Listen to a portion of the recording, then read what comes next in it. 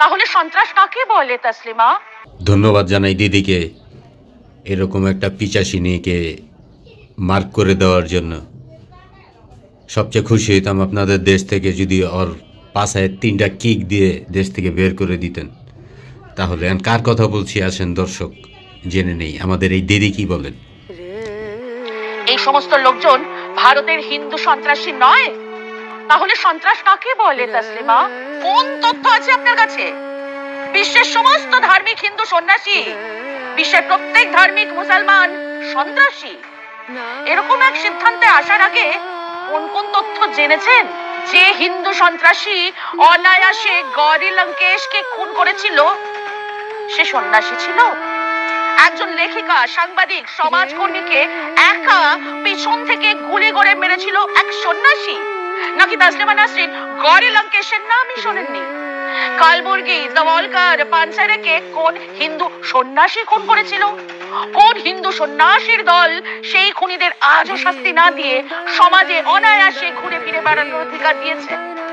কোন হিন্দু সন্ন্যাসীর রথযাত্রার পথে শতিনেক মানুষকে খুন করা হয়েছিল? হাজার হাজার ঘর বাড়িও জ্বালানো হয়েছিল?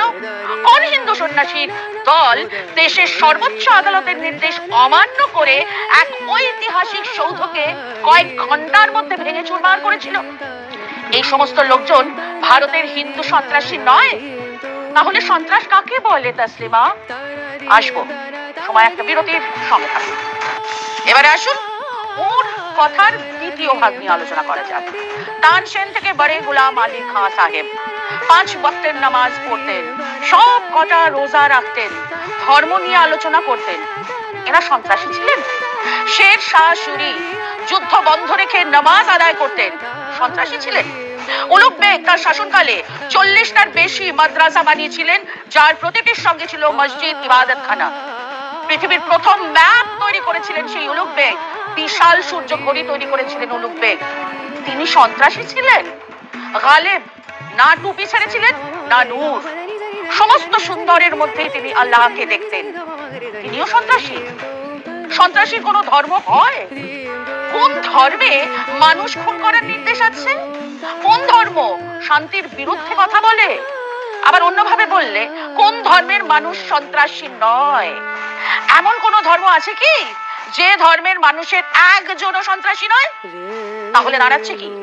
সন্ত্রাস এক অস্ত্র যা সব ধর্মের মানুষই ব্যবহার করে। কিন্তু প্রশ্ন হলো, কোন ধর্ম কি মানুষকে সন্ত্রাসী করে তোলে? সন্ত্রাস, দাঙ্গা, সাম্প্রদায়িকতা আসলে ধর্মের বিষয় নয়, এগুলো ধর্মকে ব্যবহার করে ক্ষমতা দখলের অস্ত্র। আমরা জানি, তাসলিমা নাসরিনও জানেন। কিন্তু এখন দেশের হিন্দুত্ববাদীরা ক্ষমতায়, তাদের খুশি করে তিনি তার ভিসার মেয়াদকে চিরস্থায়ী করতে চান, কোন ক্রমে একটা নাগরিকত্ব চান। তো সেটাই ভিক্ষা করুন, সেটার জন্য এই মিথ্যাচারের প্রয়োজন কি?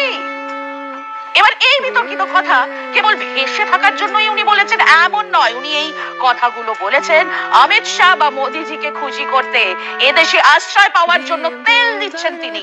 একবার স্থায়ী সমাধান পেয়ে গেলেই আবার অন্য সুর ধরবেন না, এমন গ্যারান্টিও নেই, এবং সেটা দেশের স্বরাষ্ট্র দপ্তরও জানে।